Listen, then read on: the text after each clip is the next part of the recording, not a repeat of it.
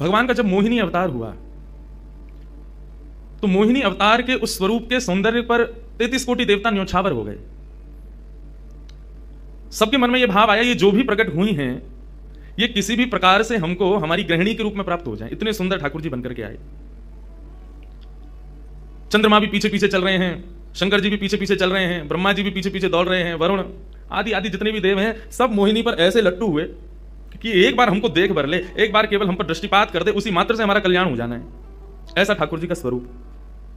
परंतु उन 33 कोटि देवताओं में एक देव ऐसे हैं जिनका मोहिनी के प्रति ऐसा कोई दुर्भाव नहीं था, और वो देव थे सूर्य। सूर्य ने जब मोहिनी के सौंदर्य को देखा तो उनके मन में भाव आया, इतनी सुंदर, इतनी सुकुमारी, इतनी कोमल, इतनी मधुर, सबको तो लगे हमारी पत्नी बने, लेकिन सूर्य को लगे मेरी बेटी बन जाए, मुझे पुत्री रूप में प्राप्त हो जाए। जब सूर्य के हृदय में यह भावना उत्पन्न हुई तो मोहिनी ने कटाक्ष नेत्रों से सूर्य की ओर देखा, बाकी किसी को देख ही नहीं रही है, और देख करके केवल ठाकुर जी ने उनको इशारा किया। बोले तो आपकी ऐसी इच्छा है? सूर्य बोले जी भगवान, मेरी बहुत अभिलाषा है कि आप पुत्री रूप में मेरे यहां पधारो।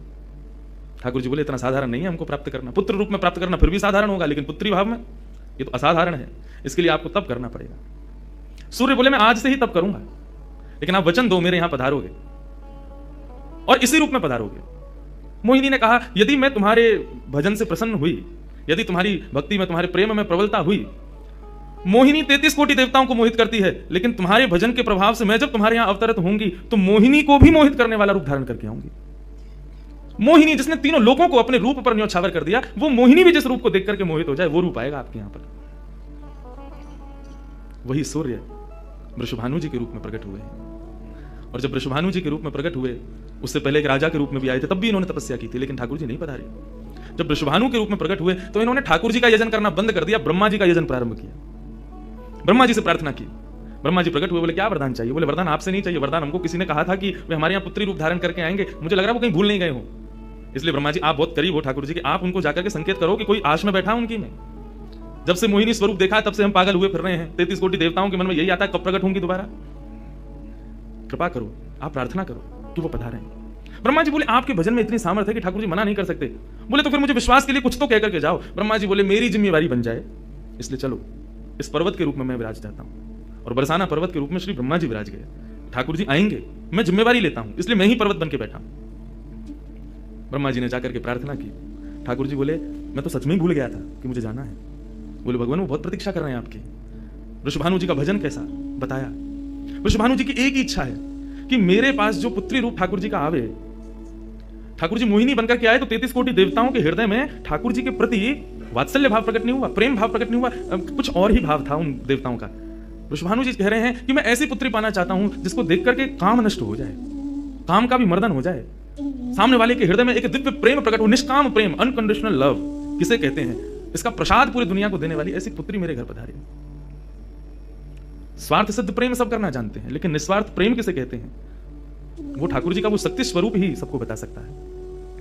ब्रह्मा जी की प्रार्थना हुई ठाकुर जी से।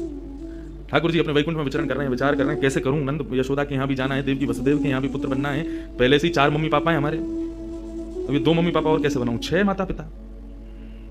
तब ठाकुर जी विचरण कर रहे थे, तभी एक खंभ में मणि, उस मणि में ठाकुर जी ने अपना प्रतिबिंब देखा। ठाकुर जी अपना प्रतिबिंब नहीं देखते, क्यों? बहुत कम देखते हैं। जब श्रृंगार आरती होती है लाल जी की तभी इनको प्रतिबिंब दिखाते हैं, और उस प्रतिबिंब में भी इतने इतराते हैं महाराज, उसमें भी स्वयं को देख करके खुश हो जाते हैं, वाह मैं कितना प्यारा लग रहा हूं। अपना प्रतिबिंब ठाकुर जी इसलिए नहीं देखते क्योंकि स्वयं ठाकुर जी मोहित हो जाते हैं खुद ही पर। जैसे ही ठाकुर जी ने स्वयं का प्रतिबिंब देखा, प्रतिबिंब देख के आगे बढ़े, लेकिन ठाकुर जी मन में विचार करने लगे मुझे सबके स्वभाव प्रिय हैं, लेकिन अपना यदि देखूं तो अपना प्रतिबिंब बहुत प्रिय है। जब स्वयं को देखता हूं प्रतिबिंब में तो ऐसा लगता है कि मानो जो सबको मोहित कर रहा है वो स्वयं को जब देखे तो खुद भी मोहित हो रहा है, क्योंकि प्रतिबिंब कभी झूठ नहीं बोलता, प्रतिबिंब का ये स्वभाव है, आप जैसे हो वैसा आपको दिखाता है। ठाकुर जी ने जब प्रतिबिंब देखा, अपने उस प्रतिबिंब स्वरूप को ठाकुर जी ने स्थिर कर दिया, और स्थिर करके अब तो ठाकुर जी लाए महाराज लक्ष्मी जी की पूरी पेटिका लेकर के आए श्रृंगार की, और अपने प्रतिबिंब स्वरूप को ही उन्होंने श्रृंगार करना प्रारंभ किया। किशोरी जी के श्रृंगार का इतना भाव बताते हैं, किशोरी जी की नथ बेसर ऐसी, किशोरी जी के कान के कुंडल ऐसे, किशोरी जी के पांव की महावर ऐसी, क्यों ना हो, क्योंकि श्याम सुंदर ने श्रृंगार किया है। किशोरी जी का जो स्वरूप है वो ठाकुर जी ने उसका श्रृंगार किया है। नारायण बैठे महाराज सिंहासन लगा करके अपने प्रतिबिंब का ही श्रृंगार कर रहे हैं। मोर पीछ हटाया, मुकुट उतार के दूर रखा, घुंघराले केशों को खोल दिया, नेत्रों में सुंदर सुंदर छोटा छोटा काजल लगाया, माथे पर एक सुंदर बिंदिया लगाई है, होठों पर निर्मल लालिमा लगाई है, गले में हार पहनाया, सर्वांगीण श्रृंगार किया और लक्ष्मी जी की चुनरी ला करके जैसे शीश पर से चढ़ा करके ठाकुर जी ने थोड़ा सा जो श्याम रंग है उसको जैसे ही गौरवर्ण किया, वैकुंठ के उस प्रतिबिंब में से मानो जैसे सूर्य चंद्र का एकाकार रूप प्रकट हो गया हो, इतना तेज पुंज प्रकट हो गया कि ठाकुर जी भी अपने नेत्रों को छुपाने लगे। थोड़ी देर नेत्रों को बंद करने के बाद जब बड़ी धीरे से ठाकुर जी ने जब अपने प्रतिबिंब की ओर देखा तो किशोरी जी का दिव्य स्वरूप वहां प्रकट हो गया।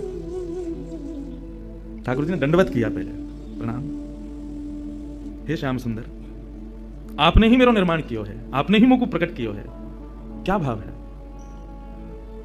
ठाकुर जी बोले कोई भाव नहीं है, केवल मोहिनी भाव से 33 कोटि देवता मोहित हुए थे, लेकिन मैं मोहित नहीं हो पाया था, इसलिए तब से मैं भी तड़प रहा था कि मुझे भी कोई मोहित करे, उस मोहिनी को भी मोहित कोई करे।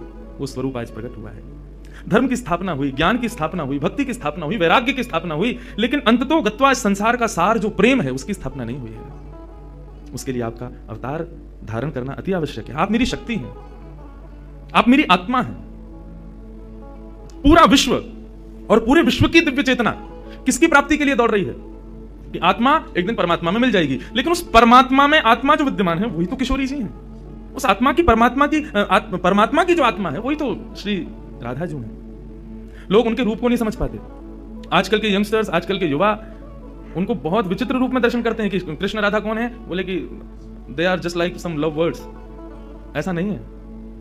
आप उनको सीमित उस अवस्था में, और माफ कीजिएगा यदि किसी प्रवचनकर्ता की कथा सुनने के बाद भी आप उनको वहीं तक सीमित मान रहे हो, दोष आपको नहीं, प्रवचन करने वाले को लगेगा कि तुम किशोरी जी के इसी रूप को स्थापित कर पाए। इसीलिए कथाओं में ज्यादा किशोरी जी का प्रसंग ना हम कहते हैं ना उसका स्पर्श करते हैं, स्पर्श करने पहले से भी 100 बार सोचते हैं। यहां आने से पहले भी मुझे कई आचार्यों ने संपर्क किया कि वहां किस विषय को लेकर के जाएंगे, आप गर्ग संहिता पर कहेंगे या किशोरी जी के किस भाव को वहां पर प्रस्तुत करने वाले हैं। मैंने कहा देखो हम बस बोलेंगे जो निकल जाए मुंह से, जिसका जो भाव ठाकुर जी स्वीकार कर लें बस, लेकिन भाव ये रखेंगे ठाकुर जी विराज गए हैं कि कोई अनधिकारी इस भाव को सुनकर के अपने मन में कोई दुर्भाव ना प्रकट करे। ब्रजवासी बहुत डरते हैं किशोरी जी के भाव को कहने में, क्योंकि जब सामने वाले से प्रत्युत्तर के रूप में कुछ विलग ही सुनने को मिलता है तो बहुत कष्ट होता है हृदय को कि तुमने किशोरी जी को क्या समझा, वो क्या है और तुमने उनके किस रूप को जाना।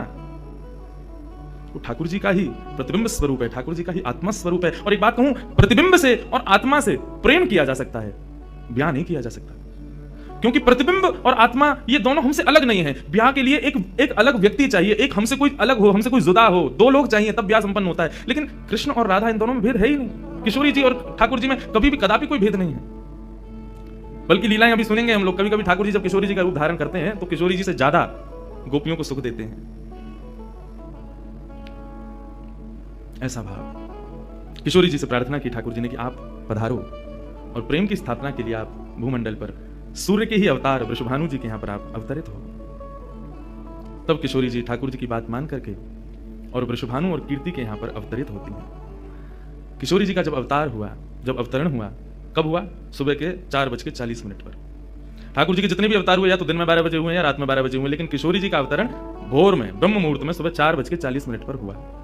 क्यों? बोले रामकृष्ण आदि जितने भी ठाकुर जी के अवतार हैं राक्षसों के वध के लिए आते हैं, तो या तो सूर्य की तेज ताप में उनका जन्म होता है, मानो वे प्रकाश स्वरूप हैं ऐसा भाव बताते हैं, या रात्रि में 12 बजे होते हैं वो इसलिए होते हैं वो मानो ऐसा भाव रखते हैं कि चंद्रमा अंधेरे को दूर करता है, वो ज्ञान का प्रकाश है, वो ज्ञान है, उससे अंधेरा दूर होता है। तो ठाकुर जी रात्रि प्रकट होकर के ऐसा भाव रखते हैं कि काले निशा, काला ज्ञान जितना भी है धरती पर उसको दूर करने के लिए हम पधारे हैं। लेकिन किशोरी जी का जो अवतरण है वो 4:40 ब्रह्म मुहूर्त में होता है। उसका क्या भाव है?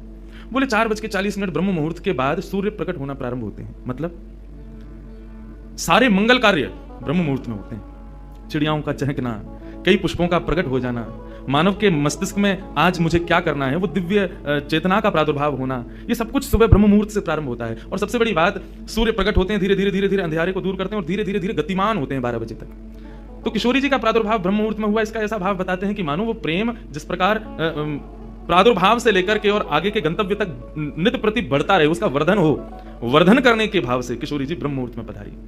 क्योंकि वर्धन होना ही एक नवीन दिन का ब्रह्म मुहूर्त से प्रारंभ होता है। ऐसे ही प्रेम का वर्धन, भक्ति का वर्धन, भाव का वर्धन, उन सबका वर्धन करने का प्रतीक है किशोरी जी, इसलिए ब्रह्म मुहूर्त में जन्मी है। किशोरी जी का प्रादुर्भाव हुआ, पूरे बरसाना में आनंद उत्सव मनाया गया, सब नाच रहे हैं।